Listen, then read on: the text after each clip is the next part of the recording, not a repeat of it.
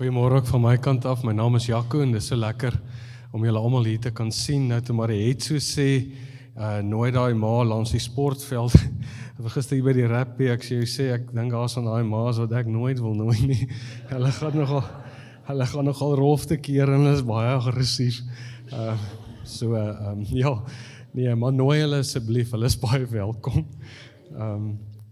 Miskien net vir jou noem, ons is hierdie jaar besig om deur die boek Hebreërs te werk en ons het so ekstra 10 sessies vir die jaar ingesit wat ons net by mekaar gaan kom op 'n Sondag aand en vanaand is so geleentheid van 5 tot 6 oor hierdie klink nie iets nie lekker. So van 5 tot 6 vandag gaan ons by mekaar kom en gaan ons derde gedeelte begin kyk na die boek Hebreërs. En julle is baie welkom om te kom, al het jy die eerste 2 gedeeltes gemis, ons sal net vir jou die aantekening en dit daarvoor gee. Ons het gedink na die oploop hier van Paasfees, want ons hierdie jaar so bietjie vandag en dan ook volgende week Vrydag, bietjie spandeer aan die hele gedagte van sy bloed. En wat is die krag van die bloed van Jesus Christus? 'n Mens hoor een mens min laat ouens daaroor praat, en wat het die bloed van Christus gedoen? Ek het groot geword met ouers wat geglo het, jy pleit die bloed van Jesus oor alles, ons ken dit.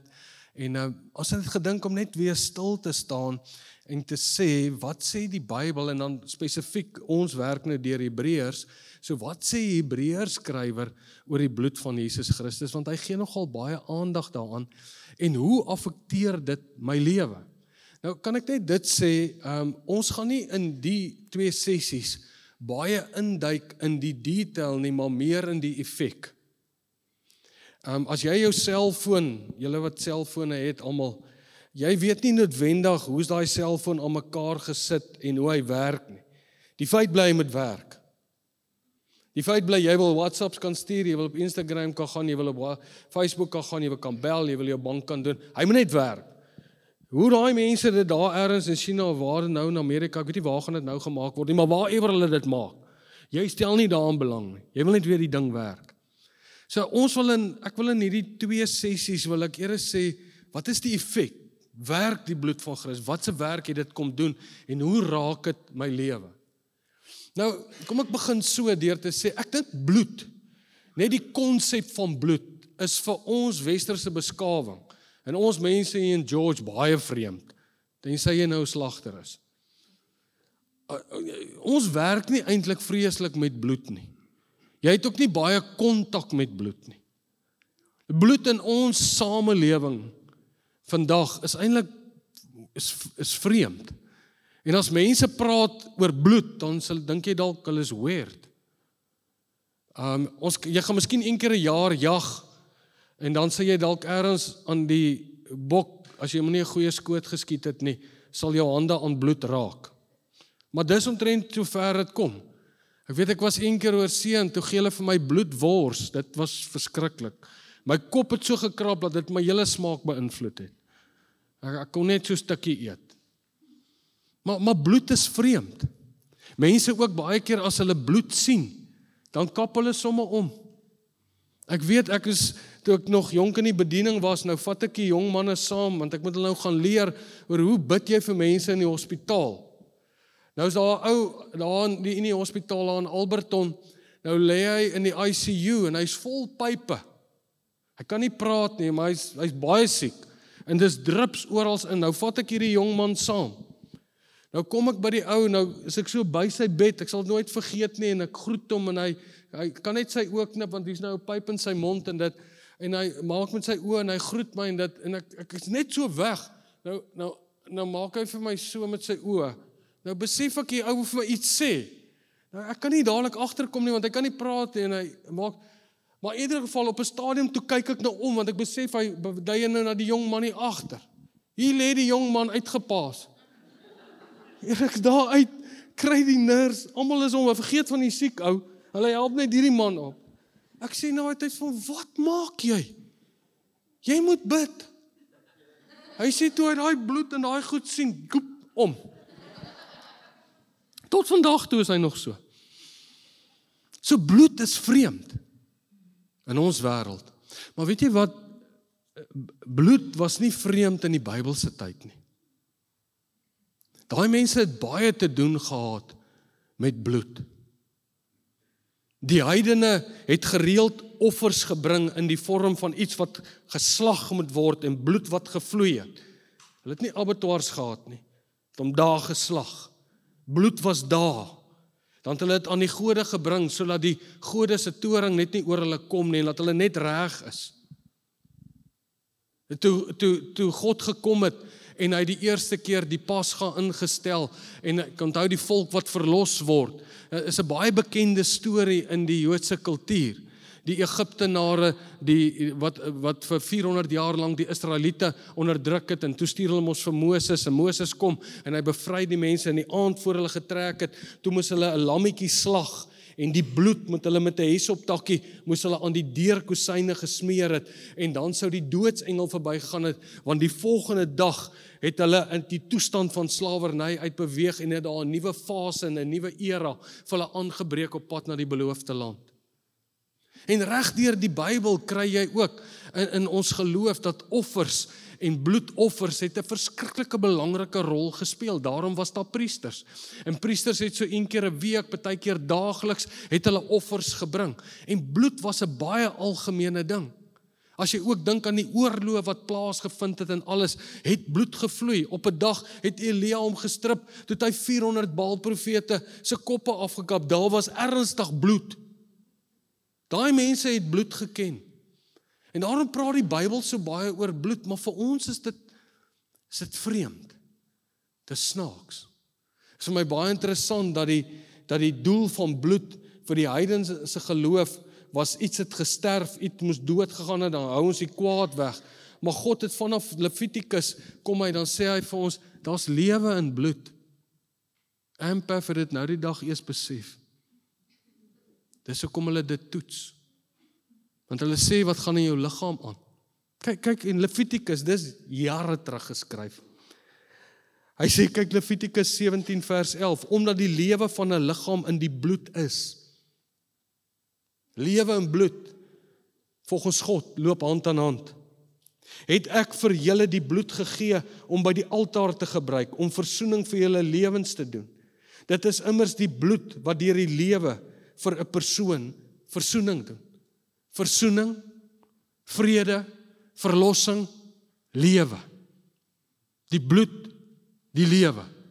Ou Testament, jare terug, het God dit reeds so gesien. So, nou wil ek julle vat op 'n journey en ek gaan 'n paar skrifte lees, net oor hoe Hebreërs kom met ons praat en dan vir ons te sê, maar wat is die effek van God, van Christus, wat sy bloed vir ons kom gee het? Onthou in Hebreërs begin ons Jesus te leer ken as die seun van God, ons leer hom ken as die koning van die konings, so die koning wat sy bloed kom gee het vir ons. Hy wat vlees geword het, mens geword het, vlees en bloed aangeneem het, hy het sy bloed vir ons kom offer. En wat se effek het dit op ons lewens? Is dit dieselfde effek as in die Ou Testament? Onthou, die Bybel sê duidelik, sê Hebreërs, alles in die Ou Testament was 'n skadubeeld van iets van die toekomstige wêreld wat sou gekom het. So weet ons byvoorbeeld, in die Ou Testament, God wou tussen sy mense kom woon in die Ou Testament. Hy maak 'n tabernakel. Nuwe Testament, hy kom woon in jou.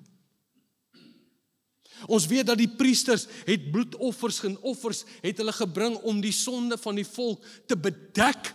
Maar nou kom Jesus Christus en hy het ons sondes kom wegwas. Ons weet in die Ou Testament het die Gees van die Here op sekere mense gekom, sekere skadubeeld. Nuwe Testament, Christus die geheimnis vir alle eeue, hy trek nou in jou in. Die toekomstige is beter. Die bloed van Christus is beter. Maar wat is die effek? Maar kom ons lees net om die storieetjie op te tel. Want wat ons vandag moet verstaan is dat die bloed van die diere en die offers wat hulle gebring het, kon nie die volmaakte reiniging, kon nie die volmaakte verlossing bewerkstellig nie. Kom ons lees, Hebreërs 10 vers 3 tot 7. Maar nou gebeur net die teenoorgestelde. Hierdie jaarlikse offers herinner hulle juis jaar na jaar aan hulle sondes. Want vir hulle sondes moes daar 'n offer wees. Nou wil ek jou gou net sê, Onthou wat beteken die woord sonde in die Bybel. Dis nie 'n daad nie, dis 'n toestand. Sonde beteken om jou doel te mis. Ou Testament sonde, ek trap mis. Die target waarna ons skiet, as ek so getrek het, daai pyl en boog en hulle skiet, dan staan daar 'n ou, dan skry, Hamartia, jy het die doel gemis. En hierdie ouens moes gereeld offers bring, want hulle het iets gemis. Hy sê hierdie jaarlikse offers herinner hulle juis jaar na jaar aan hulle sondes, want die bloed van bulle en bokke kan onmoontlik die sondes wegneem. Die bloed van bokke en bulle, Ou Testament, skadubeeld, kan nie die volmaakte werk gedoen het, dat mense werklik kan leef en in hulle Godsplan instap nie. Hoekom? Want hulle was slawe. Hy sê daarom het Christus, wat beteken Christus? Gesalfde koning. Daarom het Christus, die gesalfde koning, toe hy die wêreld ingekom het, verklaar, dan haal hy Psalm 40 aan, diere en graanoffers is nie wat u wou hê nie, maar die liggaam, vlees en bloed, wat u vir my voorberei het. U was nie tevrede met brandoffers en sondeoffers nie. Toe het ek gesê, die Christus het gesê, kyk, ek het gekom, o God, om u wil uit te voer. Want Christus is die enigste volmaakte offer. En wat uniek is van hom, onthou reg hierdie Bybel, nooit sal jy lees, dat die priester het die offer geword, behalwe Jesus.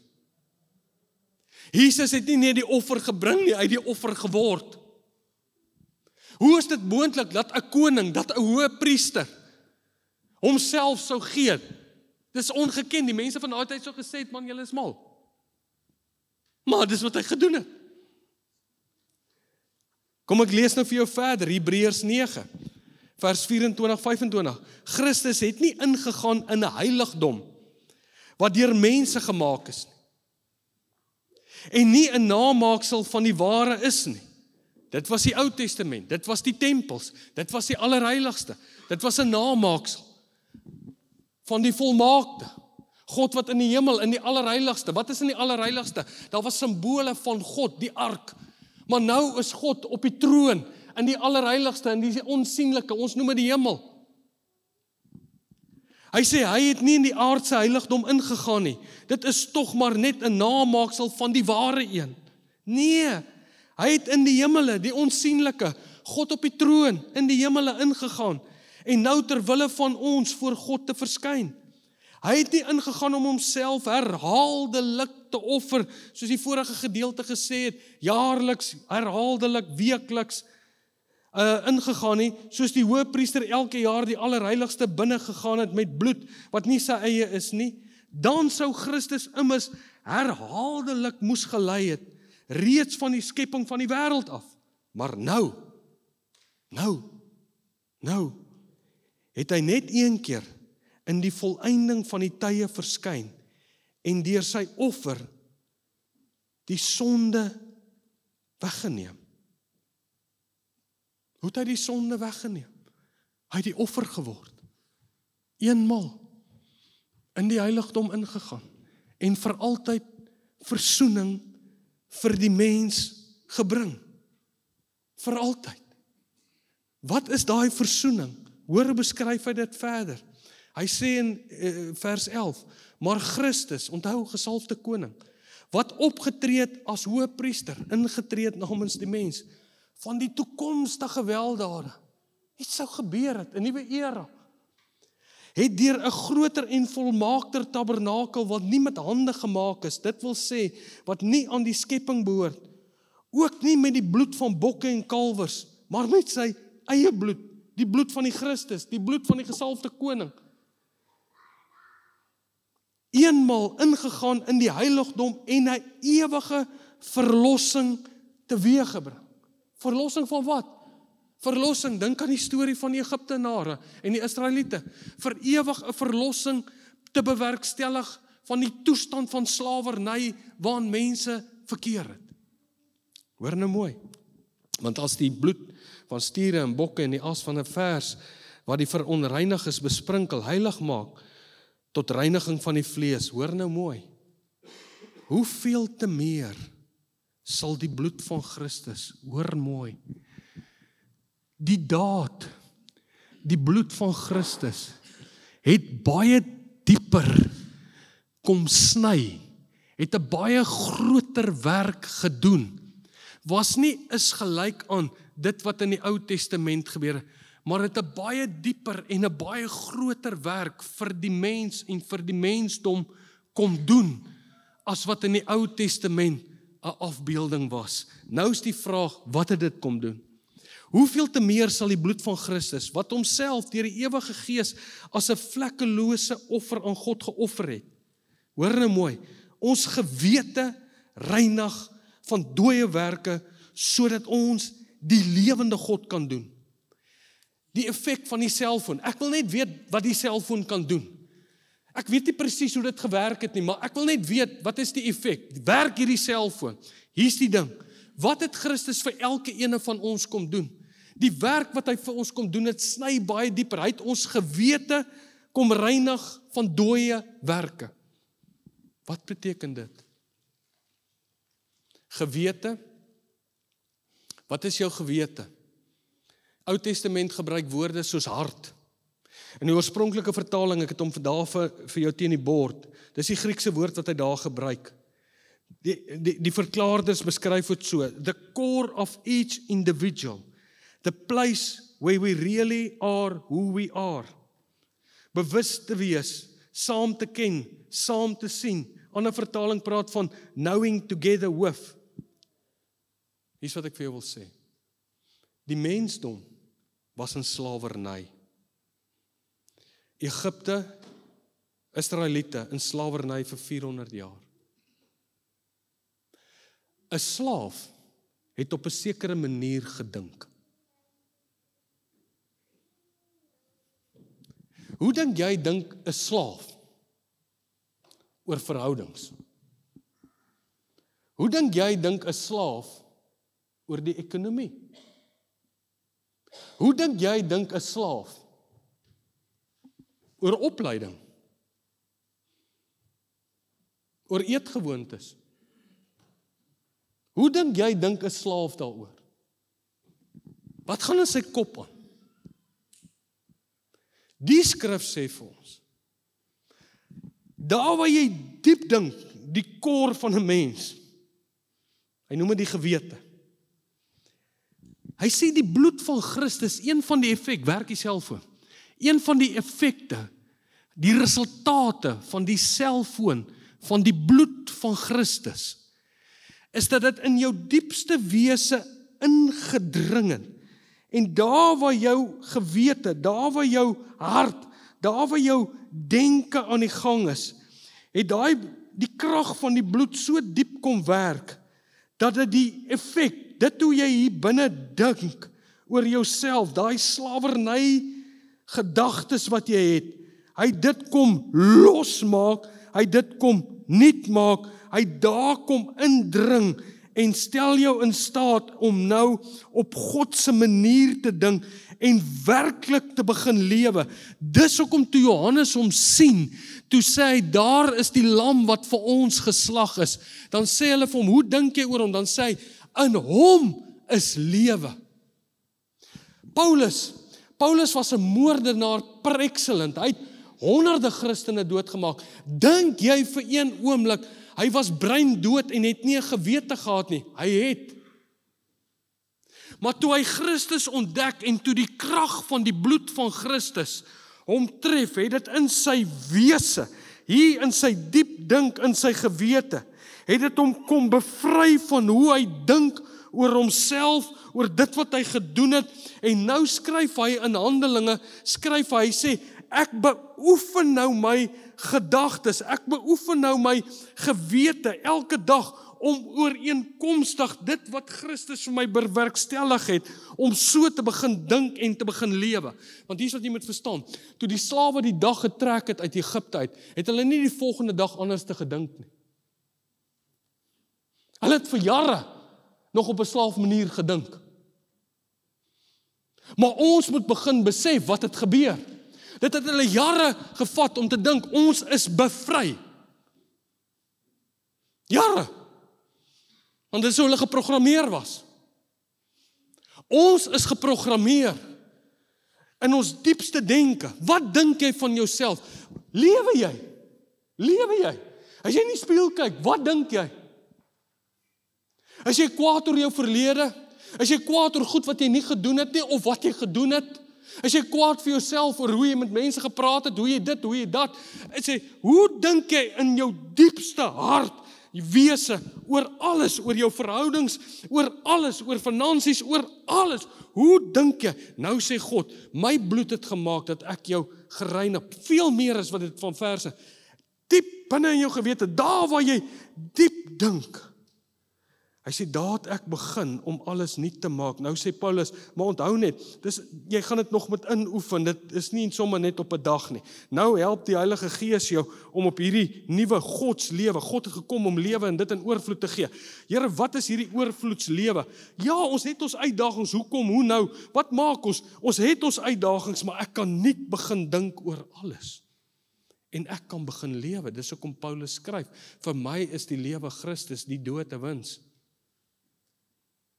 So ek wil vandag vir jou sê, ek weet nie wat gaan in jou kop aan nie. Die Bybel noem dit gewete. Jy weet, ons sê baie keer gebruik ons die woord, ek sis my gewete. Ek wil net my gewete sis. Ek wil net my gewete oppas.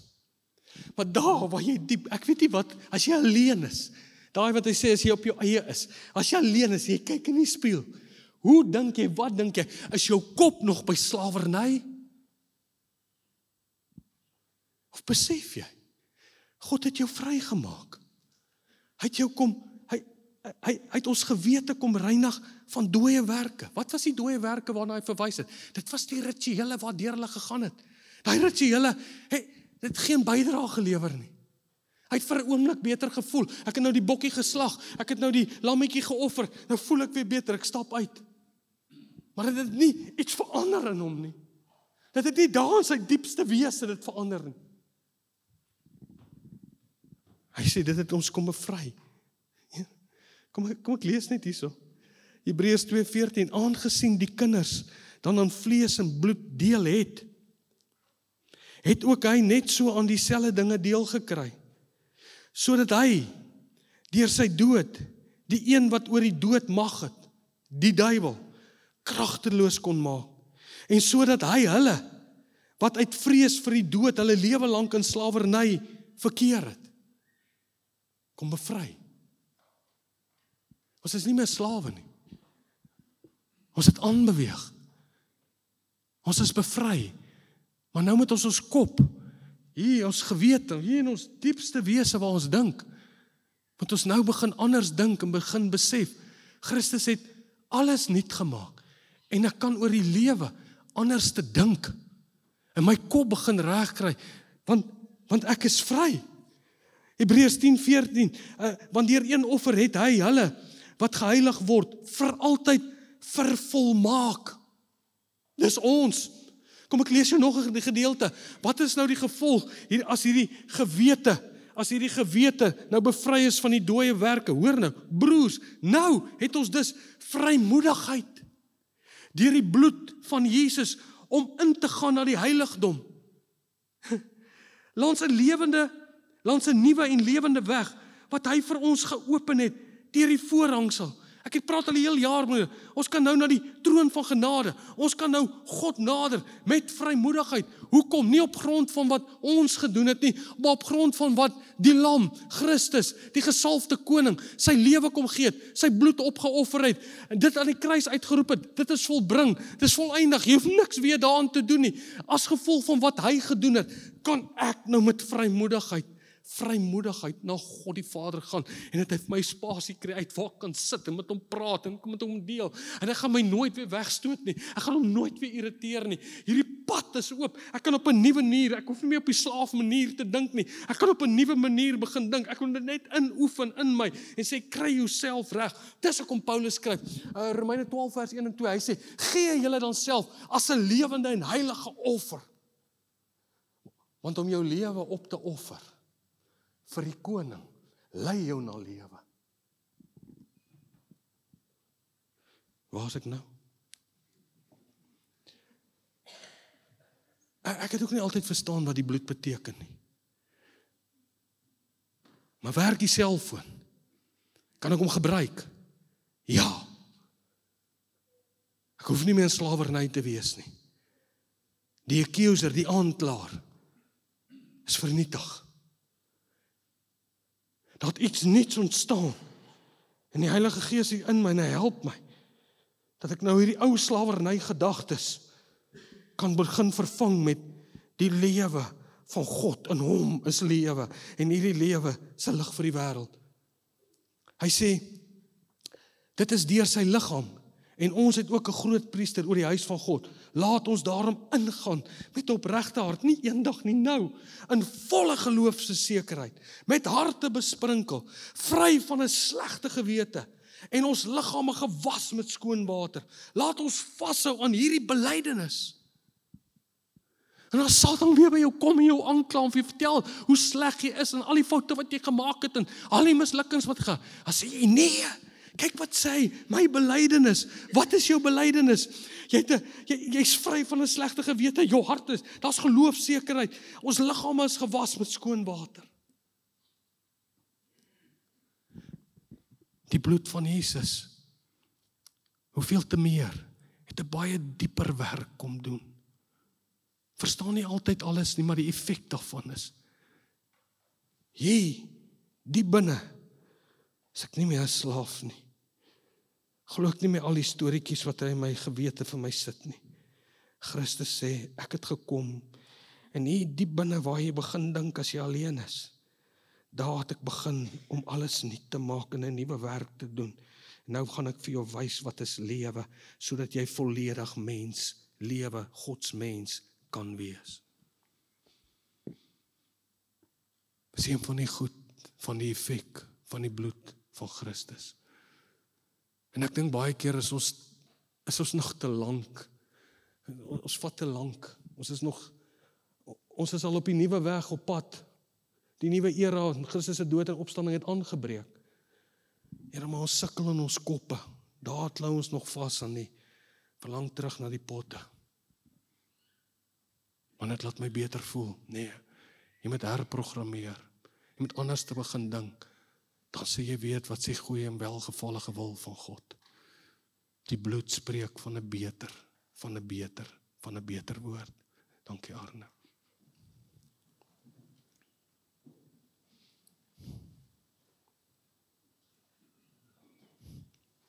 Het is interessant dat die Hebreërs skrywer skryf in Hebreërs 13, heel aan die einde.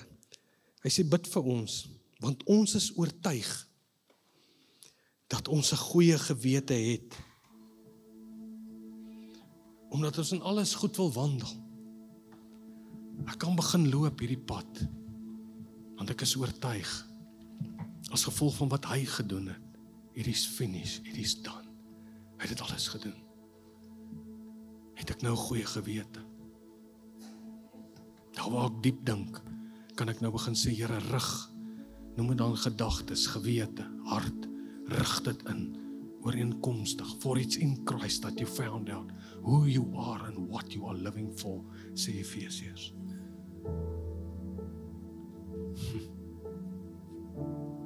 Dis dalk hoekom Dawid, alhoewel hy baie slegte goed gedoen het, 'n man was na die hart van God. Hy het gekies om nie in slawerny te leef. Hy kon vasgehak het by sy foute. Hy kom, maar hy het nie. Hy het ons kom bevry. Jy is nie meer 'n slaaf nie. Sy liefde. Jy is nie meer 'n slaaf, maar nie dink soos 'n slaaf. Sy bloed. Dit kom vernuwe, kom verander. Bevry van die las. Die gewig. Your blood speaks a better word. Hoeveel te meer sal die bloed van Christus indring in ons gewete. Here, en help dat ons nie meer die gedagtes sal koester van slawerny in ons gewete. Jy's nie goed nie. Jy's sleg, jy het dit en dit verkeerd gedoen. Jy's so. En daai slawerny maak net dat ons hele doel mis van mens wees. Maar dankie dat ons vandag weet, Christus se dood en opstanding, Christus se bloed, vleeswording, bloed wat gevloei het. Ons verstaan nie alles hoe dit werk nie, maar ons weet, Here, die woord sê, U kom maak nuut, U skep nuut die gewete, U bevry ons van die dooie werke. En die lewe Christus kom woon in ons. En ek bid vandag vir elke mens, dat ons nie sal ons denke vorm vanuit die slawerny beginsel. Want ons weet Satan kom om te steel, te slag, te verwoes. Maar U het gekom om lewe. En dit in oorvloed. En laat ons hier, waar ons diep dink, dat ons sal ontdek wat dit is om werklik mens te wees. Om te lewe. Met al die uitdagings. Maar te lewe. Voluit te lewe. Die Godslewe. Die Godse manier. Laat ons denke sal begin rig oor, hoe dink U oor mens wees? En dit sal begin uitleef met die krag van die Heilige Gees in ons. Dankie daarvoor, Here. Dankie dat U met ons werk. Dankie dat ons dit kan inoefen. Ons eer U daarvoor. Rewrite my history. In Jesus naam. Amen.